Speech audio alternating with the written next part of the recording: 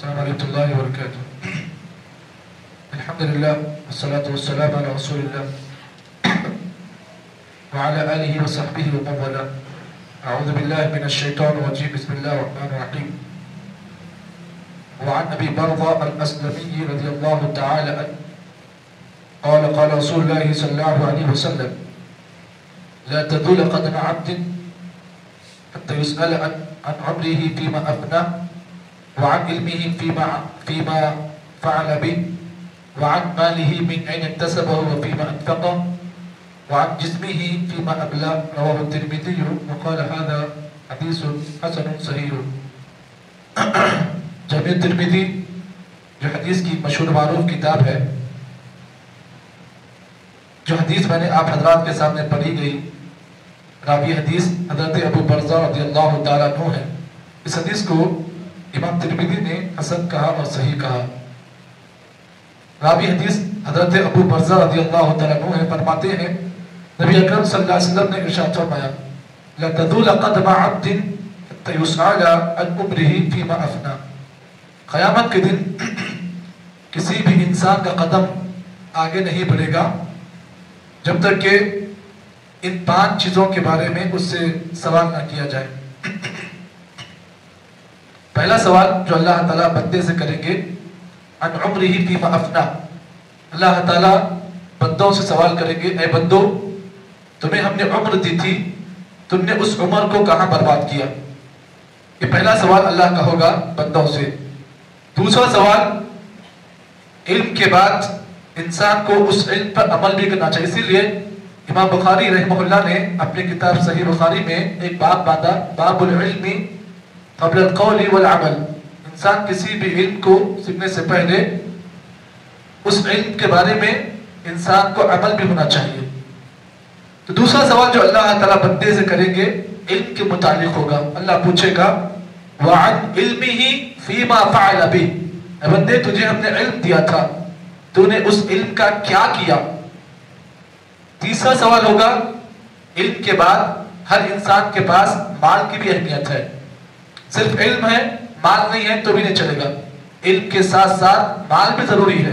علم کے ذریعے سے آدمی تبلیغ کر سکتا ہے، اور مال کے ذریعے سے آدمی کیا کرتا ہے؟ تبلیغ کے کام کو پروان چڑھتا ہے، تبلیغ کے کام کو ڈیولپ کر سکتا ہے. تو علم کے ساتھ ساتھ مال بھی ضروری ہے. تو تیسرا سوال ہوگا: وَعَنْ مَالِ مِنْ أَيْنَ اكْتَسَبَ. اللہ تعالیٰ بندے سے سوال کرے گا: اے بندے، تو نے مال کمایا تھا، کیسے کمایا تھا؟ کس طریقے سے کمایا تھا؟ کس ذریعے سے تو نے مال کمایا تھا؟ یہ تیسرا سوال ہوگا. چوتھا سوال: وَفِيمَا أَنْفَقَ. مال کمانے کے بعد اس مال کو کہاں پہ خرچ کیا؟ یہ بھی سوال ہوگا. اور پانچواں اور آخری سوال جو میرے اور آپ کے لیے بڑا اہم ہے، اور یہ سوال ہمارے اور آپ کے جسم کے متعلق ہے. پانچواں سوال ہوگا: وَعَنْ جِسْمِ فِيمَا أَبْلَى. اللہ بتایا بندے سے پوچھے گا: بندے، تجھے جسم دیا تھا، صحت دی تھی، طاقت دی تھی، اچھا خاصا جسم دیا تھا، تو نے اس جسم کو کہاں پر کھپایا؟ یہ 5 سوالات اللہ تعالیٰ ہر بندے سے کریں گے. اور ان 5 سوالات کے سلسلے میں آدمی کو اس کے جواب کا احساس ہونا چاہیے. یہ 5 سوالات کے جوابات کی تیاری آدمی اس دنیا میں کر کر اللہ کے پاس جائے. ورنہ کل اللہ تعالیٰ کے پاس جب ان چیزوں کا سوال ہوگا تو بندہ اگر وہاں پر جواب نہیں دے گا تو بندے کے لیے بہت بڑا خسارے کا معاملہ ہوگا. تو آئیے سب سے پہلے سوال پر ہم غور کریں. حدیث کی شروعات کیا ہے؟ نبی نے کہا: لا تزول قدم عبد. کسی بھی انسان کا ایک بھی قدم آگے نہیں بڑھے گا. یہ قدم کہاں ہوگا؟ یہ قدم جنت اور جہنم کے درمیان میں ہوگا. اب آپ یہ نہ سمجھیں کہ جنت میں جانے کے بعد سوال ہوگا، نہیں. یہ نہ سمجھیں کہ جہنم میں جانے کے بعد سوال ہوگا، نہیں. بلکہ جنت اور جہنم سے پہلے یہاں روکا جائے گا.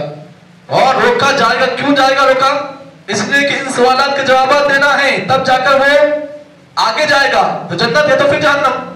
تو جب تک ان سوالات کے جوابات نہیں دیے جائیں گے ایک بھی آدمی کا قدم آگے نہیں بڑھے گا. پہلا سوال کیا ہوگا؟ عمر کے متعلق. عمر جو ہم کو ملی ہے 60 سال یا 50 سال یا 40 سال جو عمر کا حصہ ہے. اللہ کے نبی نے کہا کہ میری امت کی عمر اعمار امتی ما بین 60 الی 70. میری امت کے لوگوں کی عمر 60 और 70 کے درمیان میں ہوگی.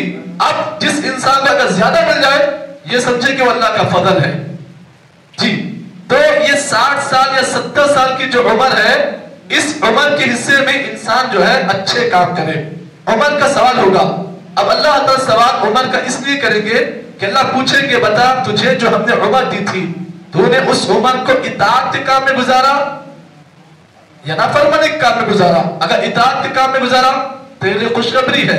اگر ناکامی کے کاموں میں نافرمانی کے کام میں تو نے خرچ کیا عمر کو تو پھر اس عمر کا حساب ہوگا. اب یہاں پر یہ بات بھی سوچیں آپ، عمر پوری آپ نے گزاری، اس پوری عمر کا سوال آپ کو دیا جائے گا. جی پوری عمر کا.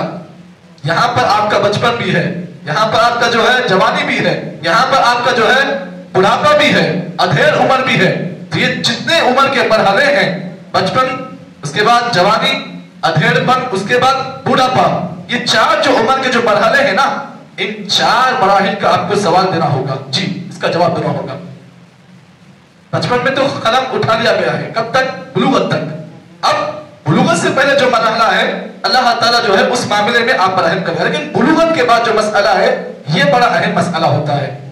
تو انسان کو چاہیے کہ جو عمر کا جو مرحلہ ہے، 60 سال کا جو پیریڈ ہے یا 50 سال 40 سال کا جو بھی پیریڈ ہے، انسان کو اس عمر کو جو ہے اللہ کی اطاعت میں اور اللہ کے حکم کردہ اللہ کے بتائے ہوئے احکامات میں اپنی عمر گزارنی چاہیے.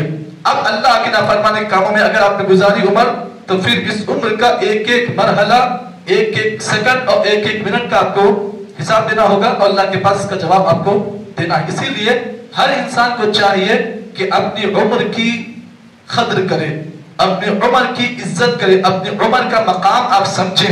یہ زندگی جو آپ کو ملی ہے نا، یہ زندگی ایسے ہی بیکار نہیں ملی. لوگ کہتے ہیں کہ زندگی ملی ہے جو چاہے کر لو کل دیکھا جائے گا. نہیں، یہ زندگی جو آپ کو ملی ہے بڑی قیمتی ہے. اس کا ایک ایک لمحہ، اس کا ایک ایک سیکنڈ، اس کا ایک ایک گھنٹہ، اس کا ایک ایک دن، اس کا ایک ایک سال، اس کا ایک ایک مہینہ بڑا قیمتی ہے. اس لیے انسان کو عمر کے ہر حصے میں مطلب کیا کرتے ہیں، جوانی میں جو چاہے کرتے ہیں، جب بڑھاپا آتا ہے تو شریف بن کر جو ہے مساجد کے کونوں کو پکڑ لیتے ہیں. نہیں، ایسا نہیں ہے. آپ کو جوانی میں بھی وہی کام کرنا ہے جو بڑھاپے میں آپ کرتے ہو. تو یہ مسئلہ ہے. تو پہلا سوال جو بندے سے کیا جائے گا عن عمری فیما افنا. دوسرا سوال ہوگا وعن علمہ فیما فعل فیہ. انسان کے علم کے بارے میں سوال ہوگا. اب تو نے جو علم سیکھا اس پر تو نے کتنا عمل کیا، علم کا کیا کیا. اب بعض لوگ علم کو حاصل کرتے ہیں مال کمانے کے لیے، اور بعض لوگ علم حاصل کرتے ہیں لوگوں میں دعوت کا کام کرنے کے لیے. اب یہاں پر آپ کو دوسرا کام کرنا ہے. وہ کیا ہے؟ آپ نے جو علم سیکھا ہے نا، اس علم کو آپ اللہ تعالیٰ کے دین میں، اللہ کی توحید کو اور اللہ تعالیٰ کے دین کو آپ نے کتنا آباد کیا اس علم کے ذریعے سے، یہ آپ کو جواب دینا ہے. علم سیکھا ہے اور آپ نے اپنے علم کے ذریعے سے اپنا پیٹ آپ نے پال لیا، لیکن اللہ کے دین کو آپ نے اشاعت نہیں کیا، اللہ کے دین کو آپ نے ڈیولپ نہیں کیا، تو پھر اس کا بھی آپ کو جواب دینا ہے. جی تو علم پر انسان کو عمل بھی کرنا چاہیے. اب یہاں پر ضروری نہیں کہ آپ کے پاس سرٹیفکیٹ والا علم ہے تو پھر آپ اسی علم کی آپ دعوت دیں گے. نہیں، آپ کے پاس جتنا بھی علم ہے، اگر ایک آیت کا بھی علم ہے یا ایک حدیث کا بھی علم ہے، اس کی بھی آپ تبلیغ کریں. بلغوا عنی ولو آیا، بلغوا عنی ولو آیا. نبی نے کہا کہ لوگوں تم میرے دین کی تبلیغ کرو، ولو آیا، اگرچہ تمہیں ایک بھی آیت معلوم ہو تو تم پر لازم ہے تو تم اس کی دعوت کو، اس کی تبلیغ کو کرو. بلغوا عنی ولو آیا، یہ اللہ کے نبی کی حدیث ہے. تو معلوم یہ ہوا علم کے بارے میں آدمی کو سوال کیا جائے گا کہ تو نے اس علم کو شریعت کے مطابق اپنے علم پر عمل کیا یا علم کو یہاں وہاں بغیر شرعی کاموں میں تو نے استعمال کیا. یہ بھی سوال بڑا اہم ہے. تیسرا سوال ہوگا وعن مالی، انسان کے مال کے بارے میں سوال ہوگا. جی آپ کو مال کمانے کے اللہ طاقت دی ہے اور آپ مال جیسا چاہے ویسا کما رہے ہیں، یہ غلط طریقہ ہے. اور اللہ کے نبی کی وہ حدیث کبھی کبھار میں سوچتا ہوں تو بڑا اس حدیث کو دیکھ کر مجھے خوف ہوتا ہے. اللہ کے نبی کی حدیث، نبی اکرم نے فرمایا یأتی علی الناس زمان لیبالی المرء بما اخذ من المال امن حلال امن حرام. نبی نے کہا کہ میری امت پر ایک ایسا زمانہ آئے گا کہ امت مال کمانے میں اتنی مصروف ہو جائے گی کہ انسان کو قدر بھی نہیں ہوگی, انسان کو اس بات کا احساس بھی نہیں ہوگا کہ میں حلال طریقے سے مال کما رہا ہوں یا حرام طریقے سے. تو ایک زمانہ ایسا آنے والا ہے کہ لوگوں کے نزدیک صرف مال کمانے کی حوث ہوگی.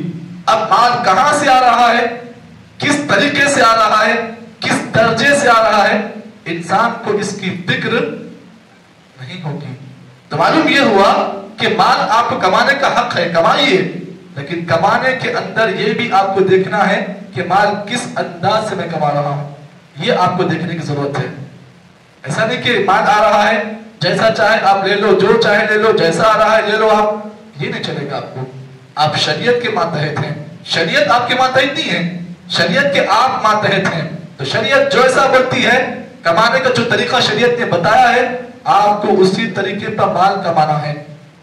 تو یہ 3 سوالات کے بارے میں وضاحت آپ کے سامنے کی گئی. بقیہ اور بچے 2 سوالات انشاءاللہ کل کے درس میں اس کی وضاحت آپ حضرات کے سامنے کی جائے گی. اللہ سے دعا کریں کہ اللہ تعالیٰ ہمیں اور آپ کو خصوصاً یہ جو 5 سوالات اس حدیث میں بتائے گئے ہیں, اللہ تعالیٰ ہم تمام کو دنیا کے اندر ہی ان سوالوں کے جوابات کو اللہ تعالیٰ اس پہ عمل کرنے کی زندگی اللہ میں توفیق عطا فرمائے. اللہ تعالیٰ اس کے جواب دہی کا احساس ہر انسان کے دل میں اللہ پیدا کرے.